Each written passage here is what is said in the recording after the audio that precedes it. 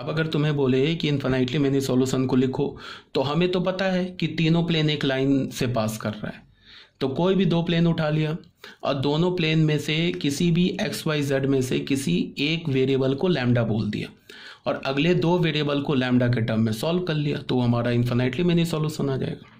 तो हमने क्या किया, पहला प्लेन ले लिया और कौन सा प्लेन ले लिया, इसमें दूसरा प्लेन ले लिया। इसमें हमने एक्स को अल्फा बोल दिया, तो एक वाई और जेड के टर्म में ये दो इक्वेशन मिल गया। इसको हमने क्रॉस मल्टीप्लिकेशन मेथड से सॉल्व कर लिया। ठीक है, तो ये y का वैल्यू आ गया इन टर्म्स ऑफ लैम्डा नहीं बोला है, सॉरी अल्फा बोला है। तो y का वैल्यू हमें आ गया in terms of alpha, z का वैल्यू आ गया इन टर्म्स ऑफ अल्फा और x को तो अल्फा माना है, तो ऐसे हम इन्फिनाइटली मैनी सॉल्यूशन लिख सकते हैं। मैंने यहाँ पे x को अल्फा बोला, तुम y को अल्फा बोल लो, तुम z को अल्फा बोल लो।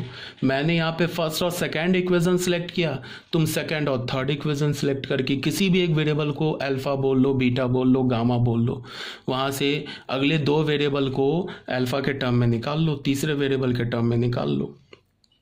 तो जो हमारा इन्फिनाइटली मैनी सॉल्यूशन है वो देखने में तो डिफरेंट लगेगा, बट उससे एक्स वाई जेड की वैल्यू सेम आएगी। तो ठीक है, ये हमारा क्वेश्चन नंबर 5 तक क्लियर हो गया। अब बच्चों आ जाओ क्वेश्चन नंबर 6 में, बस ये खत्म ही है। क्वेश्चन नंबर 6 में क्या बोल रहा है, let x is equal to, एक ये दे रखा है इक्वेशन, y का वैल्यू एक ये इक्वेशन ये दे रखा है, एक z ये इक्वेशन दे रखा है। Where x, y, z are not all zero simultaneously, then find the value of this sigma a square plus 2 pi a, इसका वैल्यू निकालो। ठीक है, तो इसके लिए क्या करेंगे, सबसे पहले तुम इसको ऐसे देखो, इस इक्वेशन को हमने रीअरेंज किया, मतलब एक्स वाई जेड को लेफ्ट हैंड साइड में लेके आए, तो हमें क्या दिख गया कि ये तो एक होमोजीनियस सिस्टम ऑफ इक्वेशन मिल गया। अब ये होमोजीनियस सिस्टम ऑफ इक्वेशन मिल गया तो ये तो हमेशा कंसिस्टेंट होगा, ये मैंने ऑलरेडी बता रखा है ना कि homogeneous system of equation is always consistent, वो हमेशा कंसिस्टेंट होगा। तो उसमें भी दो पॉसिबिलिटी होगी, या तो यूनिक सॉल्यूशन। यूनिक सॉल्यूशन कब होगा, यूनिक सॉल्यूशन का मीन्स क्या होगा, ट्रिवियल सॉल्यूशन। तो ट्रिवियल सॉल्यूशन कब होगा, when delta is not equals to 0, तो उस केस में क्या हो जाएगा, ट्रिवियल सॉल्यूशन होगा। उस केस में x0 y0 z0 होगा, या तो इन्फिनाइटली मैनी सॉल्यूशन होगा, इनकंसिस्टेंट तो होगा नहीं। इन्फिनाइटली मैनी सॉल्यूशन में ट्रिवियल भी आ गया, नॉन ट्रिवियल भी आ गया। तो यहाँ पे क्या बोल रहा है कि ये होमोजीनियस सिस्टम ऑफ इक्वेशन दे रखा है और बोल रहा है कि x, y और z जीरो साइमल्टेनियसली नहीं है। तो इसका ये मतलब है कि जो इन्फिनाइटली मैनी सॉल्यूशन में जो ट्रिवियल वाला पार्ट है ना, उसको हटा दिया है। ठीक है, इन्फिनाइटली मैनी सॉल्यूशन में एक्स वाई जेड जीरो नहीं है, इसका मतलब ट्रिवियल सॉल्यूशन तो हट गया ना, तो क्या बचा, नॉन ट्रिवियल वाला पार्ट बच गया। तो नॉन ट्रिवियल किस में होता है, इन्फिनाइटली मैनी सॉल्यूशन में होता है। और इन्फिनाइटली मैनी सॉल्यूशन अगर हुआ होमोजीनियस में तो डेल्टा क्या होता है, 0 होता है। समझ रहे हो ना बात को।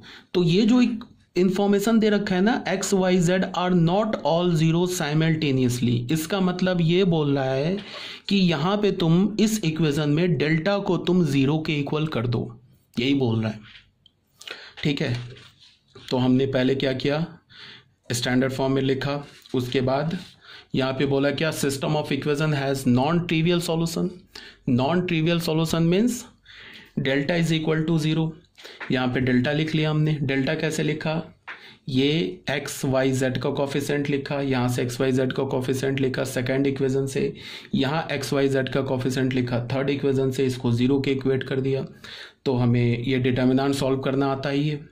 तो डिटर्मिनेंट सॉल्व करोगे तो लास्ट में हमें क्या मिलेगा, A square B square C square plus 2abc is equal to 1। तो ये A square B square C square क्या है, सिग्मा ए स्क्वायर है। ये 2 को बाहर रख लिया। ये ए बी सी क्या है, पाई ए है। इसको तुम ए बी सी को पाई ए भी बोल सकते हो, पाई बी भी बोल सकते हो और पाई सी भी बोल सकते हो।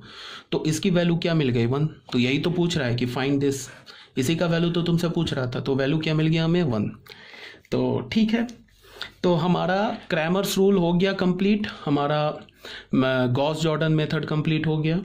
अब देखो बच्चों, इसके बाद हमारे पास क्या बचा है, देखो मैंने जैसा बोला कि मैं जो पढ़ा रहा हूँ ना उसमें मैं मैट्रिक्स और डिटर्मिनेंट को मिला के पढ़ा रहा हूँ। मैट्रिक्स और डिटर्मिनेंट को बिल्कुल एज सेपरेट करके नहीं पढ़ाया जा सकता, कोई पढ़ा ही नहीं सकता है।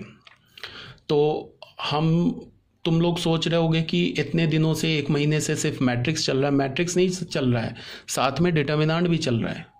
ठीक है, तो अब एक टॉपिक हमारा बचा है मैट्रिक्स का। वो क्या बचा है? Elementary row transformation. याद करो, मैंने तुम लोगों को इन्वर्स निकालने के 3 मेथड्स बताए थे। पहला मेथड क्या? A inverse is equal to 1 upon determinant A into adjoint A. पहला मेथड बताया था, इससे इन्वर्स निकलता है। दूसरा मेथड क्या बताया था कि अगर हमारे पास कोई मैट्रिक्स इक्वेशन गिवन हो तो वहां से इन्वर्स कैसे निकालते। कोई भी मैट्रिक्स इक्वेशन गिवन हो और ए इन्वर्स निकालना होता है तो वहां से इन्वर्स कैसे निकालते।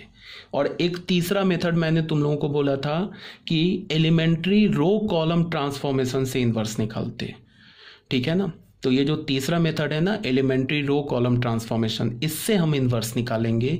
ये हमारा नेक्स्ट टॉपिक होगा, finding inverse of a non singular matrix by elementary row column transformation. ये हमारा नेक्स्ट टॉपिक होगा। तो ये टॉपिक होने के बाद हमारे पास एनसीईआरटी में क्या बचा था? आई थिंक वो एक्सरसाइज 3.4 बचा था।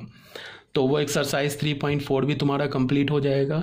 इनफैक्ट मैट्रिक्स चैप्टर ही कंप्लीट हो जाएगा। तो उसके बाद हम लोग स्टार्ट करेंगे डिटर्मिनेंट। डिटर्मिनेंट में कहने को बहुत कुछ नहीं बचा है। हमने डिटर्मिनेंट का मोस्ट ऑफ द जो टॉपिक्स है वो हमने मैट्रिक्स में ही कवर कर रखा है, बट फिर भी बचा है कुछ इम्पॉर्टेंट टॉपिक है जो बोर्ड के लिए और जेईई मेंस वगैरह के लिए और एडवांस के लिए इम्पॉर्टेंट होते हैं। बोर्ड में डिटर्मिनेंट में से कौन सा क्वेश्चन आएगा वो मैं बता दूंगा। इवन मैं क्वेश्चन ही बता दूंगा, 4-5 क्वेश्चन, उसी क्वेश्चन में से एक क्वेश्चन आ जाएगा डिटर्मिनेंट में। तो बोर्ड के लिए तो ज़्यादा तुम्हें टेंशन करना ही नहीं है। तो उसके लिए हम लोग बस एक टॉपिक के बाद फिर स्टार्ट कर लेंगे हम लोग, क्या डिटर्मिनेंट स्टार्ट कर लेंगे। ठीक है, यहाँ तक कोई डाउट होगा तो पूछो। और एनसीईआरटी तो बोलने की ज़रूरत ही नहीं कि तुम सॉल्व करना ही है, तुम्हें ऑब्वियस सी बात है बोर्ड के लिए। और आरडी का जो तुम्हें एमसीक्यू दे रखा है, very short answer type question दे रखा है, वो सॉल्व करो। जो मैं तुम्हें थ्योरी बता रहा हूँ, जो क्वेश्चन सॉल्व करा रहा हूँ, वो काफ़ी इम्पॉर्टेंट है।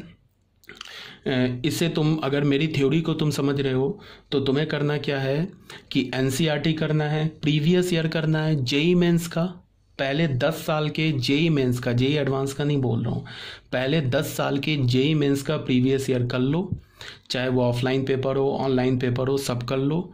उसके बाद अगर तुम्हारे पास टाइम बचे तो फिर तुम जेईई एडवांस के 5 साल या 10 साल का पेपर कर लो। बस इतना ही करना मैथ्स में, और कोई एक्स्ट्रा बुक नहीं पढ़ना है। एनसीईआरटी कंपेंडियम सॉल्व करो एक्सरसाइज का और प्रीवियस ईयर, और जो मैं थ्योरी बता रहा हूँ, नोट्स दे रहा हूँ, तुम्हें क्वेश्चन दे रहा हूँ, उसको सॉल्व करो। ठीक है, तो हमारा जो नेक्स्ट टॉपिक है वो एलिमेंट्री रो कॉलम ट्रांसफॉर्मेशन। उसके बाद मैं क्या करूँगा, कुछ मिसलेनियस क्वेश्चन, मैं 2-4-10 क्वेश्चन, या तुम लोग का जो कुछ डाउट है मेरे पास है, रिकॉर्ड है व्हाट्सएप पे, जो तुमने पूछा जिसको मैंने नहीं एक्सप्लेन किया, मैंने बोला कि बता दूंगा मिसलेनियस क्वेश्चन में, वो डाउट और कुछ प्रीवियस ईयर के क्वेश्चंस और कुछ मिसलेनियस क्वेश्चंस, सारे टॉपिक से अभी तक जितना भी मैट्रिक्स पढ़ाया है वो ऐसे 10-15 क्वेश्चन में एज अ मिसलेनियस क्वेश्चन में उसे सॉल्व कर दूंगा। कब? जब हमारा ये elementary row column transformation complete हो जाएगा। ठीक है, फिर ओके।